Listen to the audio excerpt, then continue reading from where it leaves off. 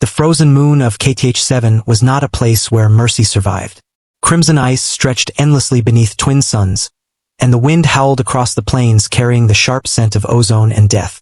At the center of a widening circle stood Draven Cole, his breath turning to mist in the thin atmosphere as 23 pairs of glowing eyes fixed on him. The Falpack had found him. They were legends across 4 star systems. 8 feet of hardened muscle wrapped in obsidian scales, fangs strong enough to pierce starship hull plating. These apex predators hunted with flawless coordination, wiping out entire colonial expeditions. 3 kilometers behind him, his crashed shuttle still smoked against the ice, a monument to his desperation. He should have been terrified. Anyone would have been. Instead, Draven slowly lowered his plasma rifle and dropped to his knees in the crimson snow. The pack's alpha, a massive scarred female, tilted her head. Her growl rolled like distant thunder, a question spoken in an alien tongue. Draven's neural implant strained to translate. Around him, the pack tightened its circle, claws scraping against ice, tongues tasting the air for weakness. "I know what you are," Draven said calmly, even as the cold burned in his lungs. "I've studied your kind for 6 years. Your hunting patterns, your dens, the way you protect your young." The alpha's growl deepened. Several members crouched, ready to strike. Slowly, Draven reached into his thermal jacket and pulled out a metallic cylinder, the emergency beacon from his shuttle.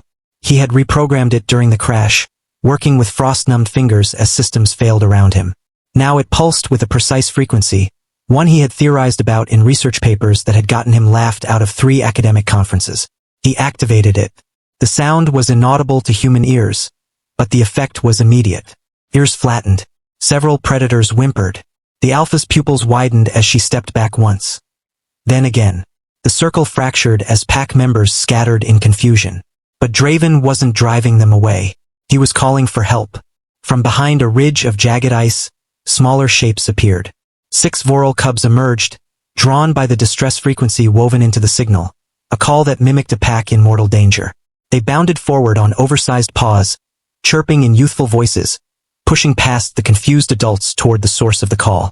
Toward Draven, the alpha roared, a sound filled with fury and protection, and lunged forward, closing the distance in 3 massive strides. Draven didn't move. He didn't raise his weapon. He remained kneeling as death rushed toward him. The smallest cub reached him first. Nurk stood barely waist-high, his scales still soft and patterned with youth markings. He skidded to a stop, head tilted, nostrils flaring as he studied the scent of the strange furless creature before him. Behind him, the alpha's charge faltered as maternal instinct overpowered predatory drive. Draven met Nairai's gold-and-green eyes and slowly extended his hand, palm up. Not threatening, not grabbing, just offering.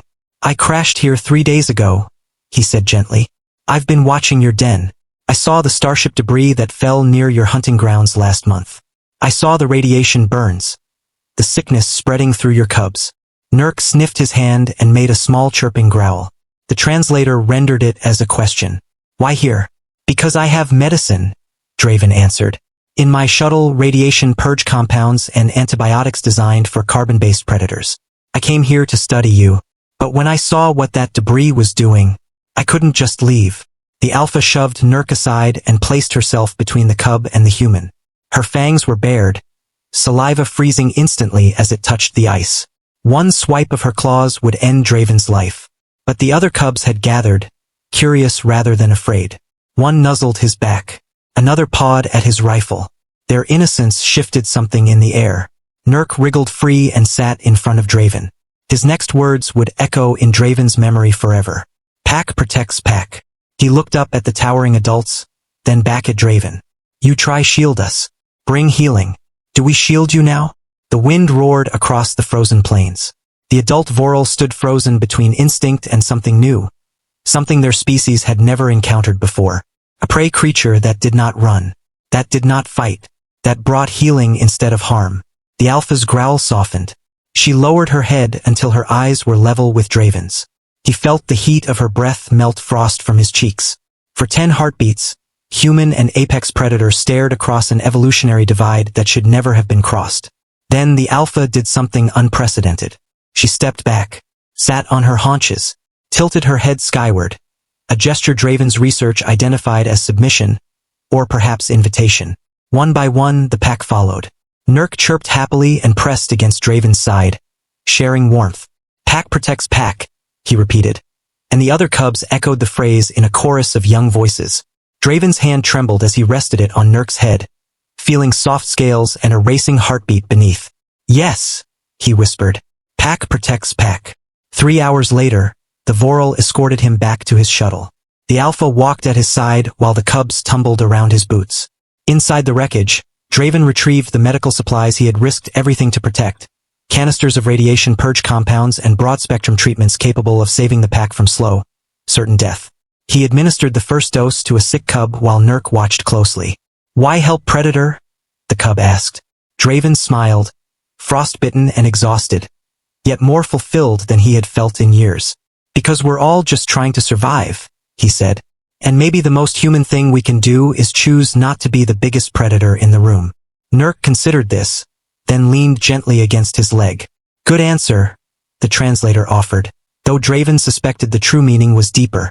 For days later, when rescue finally arrived, they found Draven Cole asleep in the center of a Voral den, surrounded by 23 apex predators who had learned that humanity's greatest strength was not its weapons or its technology.